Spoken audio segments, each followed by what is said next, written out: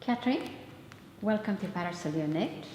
Thank you. We are delighted to have your exhibition here, this amazing structure, Supra Terram. We are looking forward to have it for the next couple of months. Before starting to talk specifically about the work, I would like to have a look at your work in general. I've known your work for many years. It has been a pleasure. But from the very early days, when you did those exquisite boxes, very simple from outside, and when you would open them, they would reveal a whole amazing landscape or cityscape, until today, and recently that you, in 2013, you did Foundation. You represented Iceland at the Venice Biennale, and also in 2010 you recreated 2 period rooms at the Metropolitan Museum. Looking at all these works, I always think that you were the creator of fantastic places. Yeah, I think that in my work I am usually creating or recreating places of the mind, places that are perceived, places that are somewhere on the spectrum between between memory and fiction. And memory, of course, is often elusive and is kind of stretches with time and with we are selective in the way we remember things often, and so I am very interested in how we envision place in general.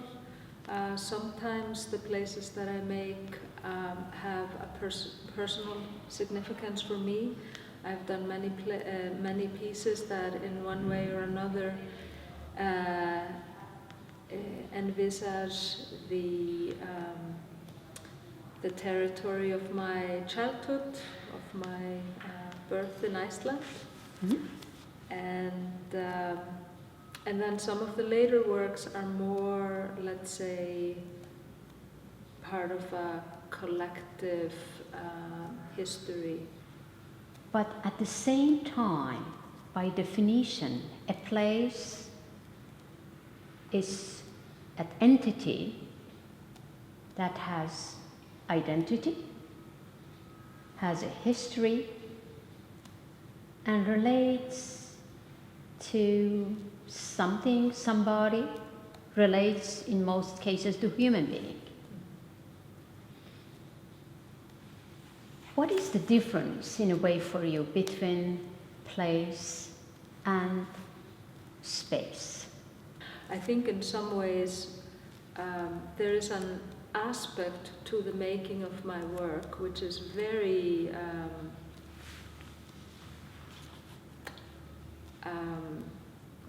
spatial in a very rudimentary sense, which is, you know, how we have to abide the laws of geometry, really, in the way we construct things.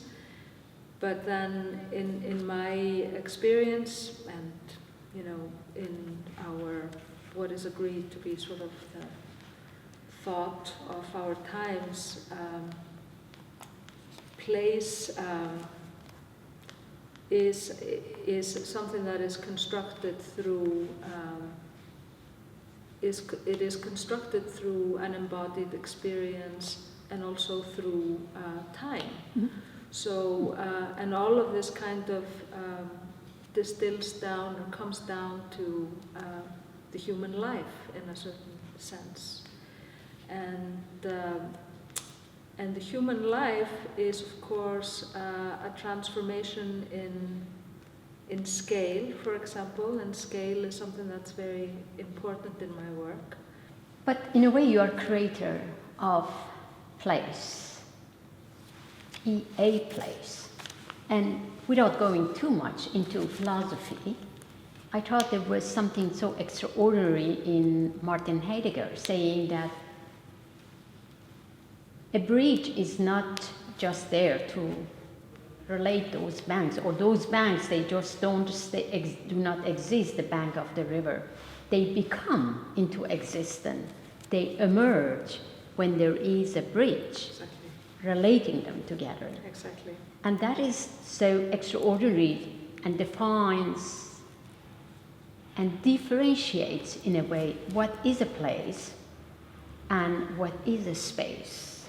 Now, what about three-dimensionality?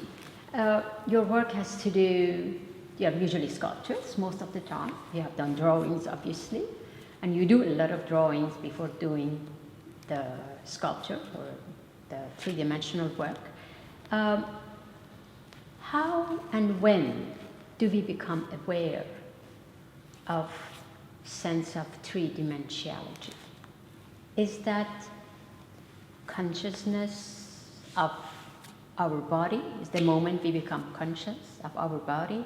I mean, in 1945, as you well know, Maurice Ponty, he did this amazing, wrote this amazing book, which was the Phenomenology of Perception, which took about 20 years to actually translate it into English. And then in the 60s, all of a sudden, there was a surge of artists who used the work, used this book and writing and thought to create works. For example, Bruce Nauman's work, he created these amazing corridors. That green corridors, I remember, was extraordinary work, and through walking in that corridor, you became totally aware of your existence and being, or as they say, Dasein in German. And these are amazing works. Other artists like Robert Smithson, for example, they did this side, non-side.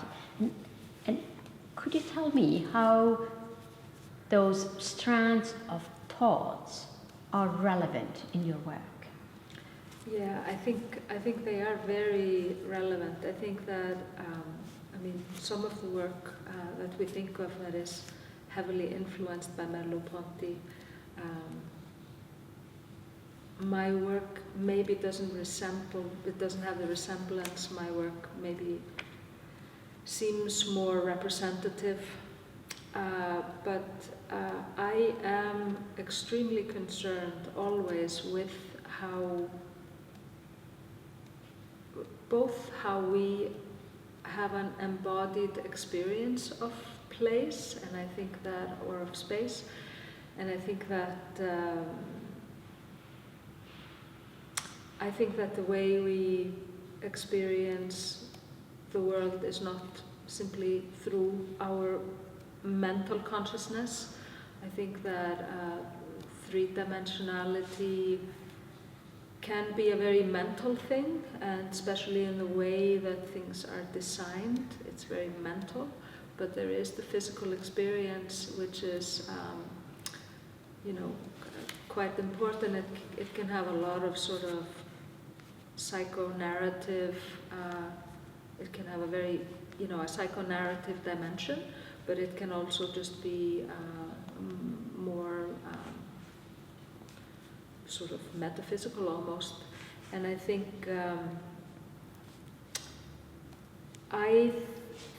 that my work is, I remember a piece that I did about 15 years ago in Iceland, which then later became, developed into a work that is titled High Plane.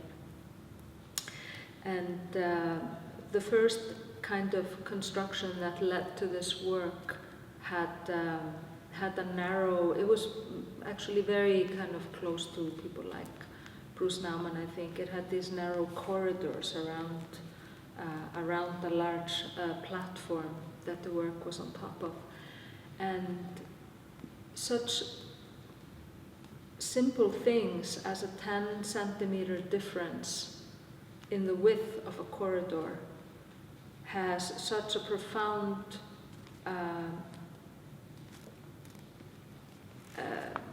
consequence for the meaning of the work. And the behavior too?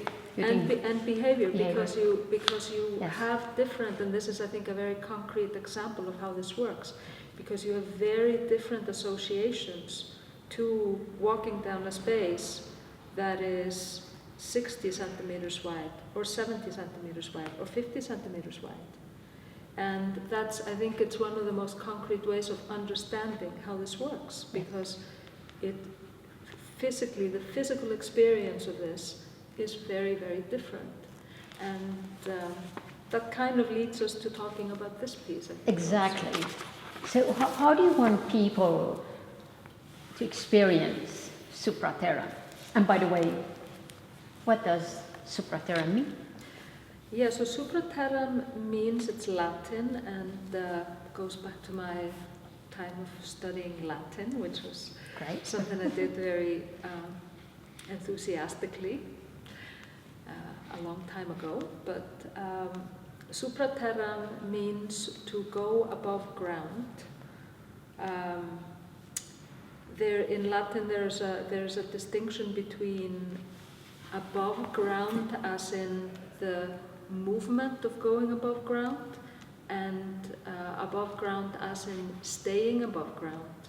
And Supra Terram means the act of moving up, of going up and going above the surface. And what made you to do this work at Parasol? So I was usually when I start the work for my exhibitions,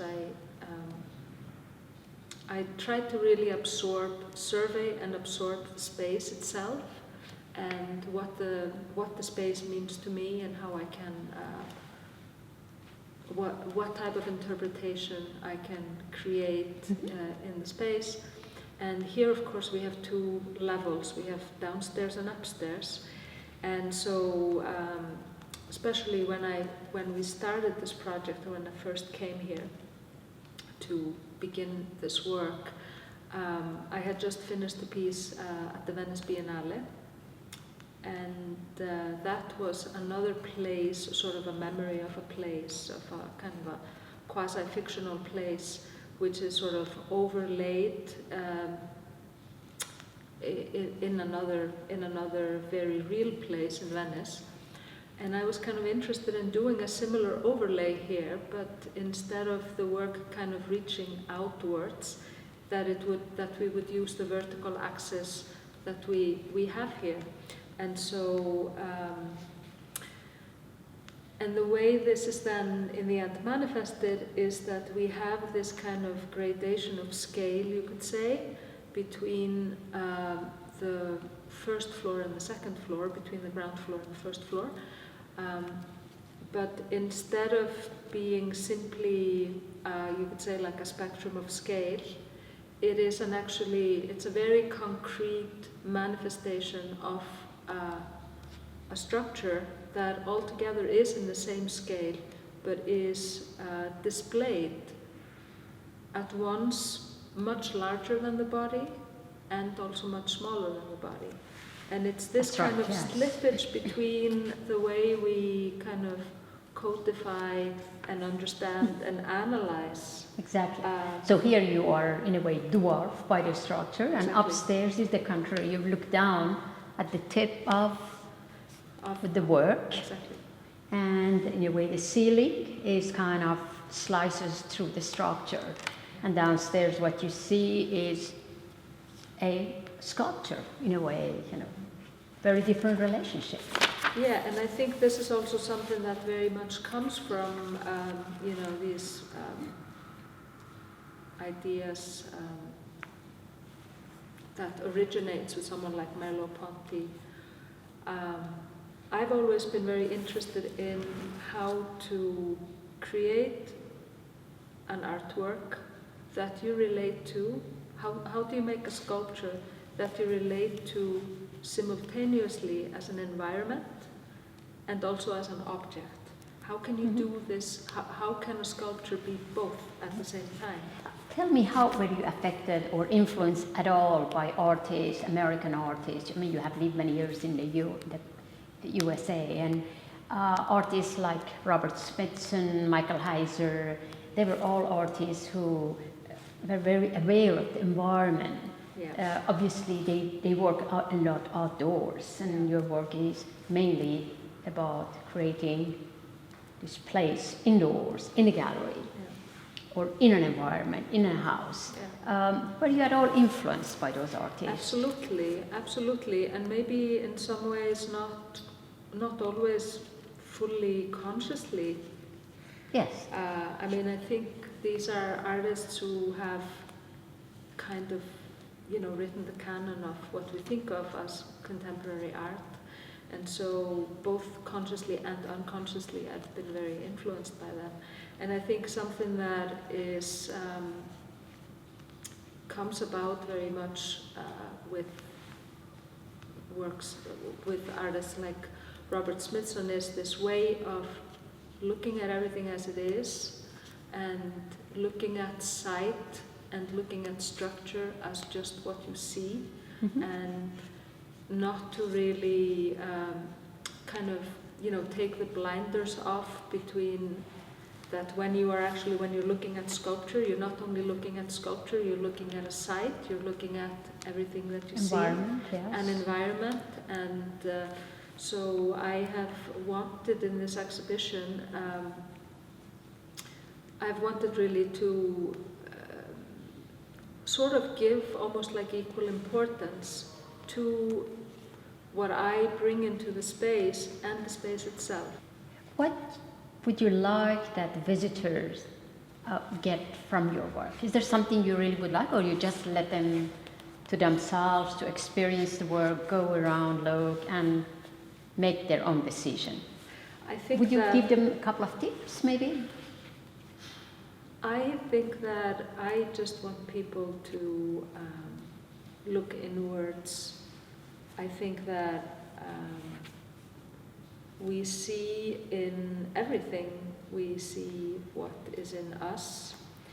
And I think that this work in a sense, it is hollow, it is open, it is,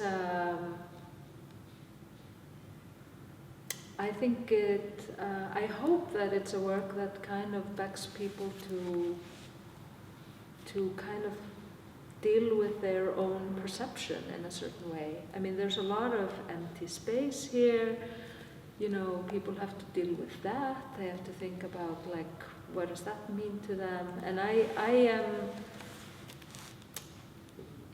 I think that obviously when you walk into the space, the work begs you to walk this deep into the space, and it then begs you to go upstairs. But I think beyond that, I really want people to have their own experiences. Well, I'm sure visitors will have a lot to experience, to look at, to become conscious not only of their own body as they go around, because the structure can only accommodate about 5 people at the same time, and even then it's a little bit too crowded.